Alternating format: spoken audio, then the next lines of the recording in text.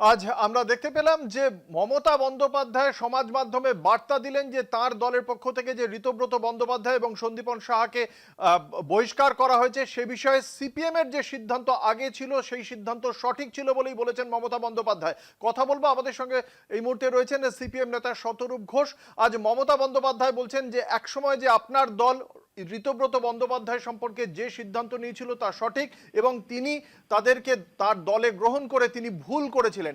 আজকে এই স্বীকারোক্তি আপনাদের কেমন লাগছে, কি প্রতিক্রিয়া? দেখুন, আমরা তো ওনার স্বীকারোক্তি এবং ওনার সার্টিফিকেটের আশায় বসেছিলাম না, কিন্তু ঘটনাটা হচ্ছে খালি ঋতব্রত ব্যানার্জিকে নিয়ে নয়। আমাদের দল চিরকাল বিজেপির বিরোধিতা করার সিদ্ধান্ত নিয়েছিল, সেটা সঠিক ছিল। মমতা বন্দ্যোপাধ্যায় বিজেপি সরকারের মন্ত্রী হওয়ার সিদ্ধান্ত নিয়েছিলেন, ওটা ভুল সিদ্ধান্ত ছিল। আমাদের দল ভাত খাবারের রাজনীতি করতো, সেটা ঠিক ছিল। মমতা বন্দ্যোপাধ্যায় ইমাম ভাতা আর পুলিশ ভাতার রাজনীতি করেছিলেন, সেটা ভুল ছিল। সুতরাং এরকম এখন অনেক স্বীকারোক্তি ওনার মুখ থেকে আগামী দিনে আমরা শুনবো। ঋতব্রত ব্যানার্জির ক্ষেত্রে আমি আপনাদেরকে খালি বলছি, আপনাদের মাধ্যমে মমতা বন্দ্যোপাধ্যায়কে বলছি, ব্যাপারটাকে না লঘু করবেন না। প্রশ্নটা খালি একজনকে সিপিআইএম তাড়িয়ে দিয়েছিল আর আপনি তাকে নতুন করে তার পলিটিক্যাল কেরিয়ার বানিয়ে দিয়েছেন, প্রশ্নটা খালি সেইটার প্রশ্ন নয়। প্রশ্নটা খালি এই প্রশ্ন নয় যে একটা লোক যে সিপিএম এর সঙ্গে গদ্দারি করেছিল তাকে আপনি মাথায় তুলেছিলেন, এখন বেইমান বেইমানি থাকে। সিপিএম এ যে বেইমান ছিল সে তৃণমূলে গিয়েও বেইমানি করেছে, তখন আমাদের সাথে বেইমানি হচ্ছে বলে আপনি মজা পেয়েছিলেন, এখন আপনার সঙ্গে বেইমানি হচ্ছে। সেইটারও নয়।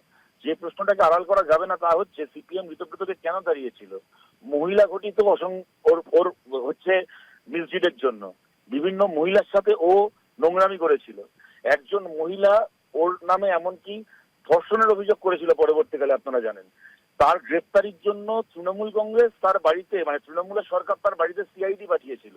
সেই সময় তৃণমূল মিছিল করেছিল এই বলে যে বাংলার রাম রহিম ধর্ষক সংসদ ঋতব্রত ব্যানার্জিকে গ্রেপ্তার করতে হবে। তারপরে সেই ঋতব্রতকে আপনি দলে নিয়েছিলেন।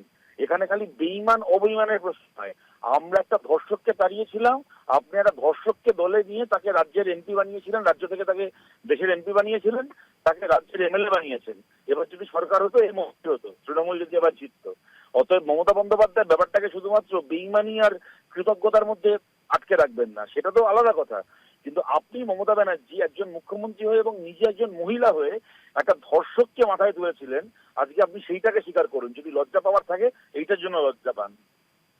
অসংখ্য ধন্যবাদ। আমরা কথা বলছিলাম সিপিএম নেতা শতরূপ ঘোষের সঙ্গে।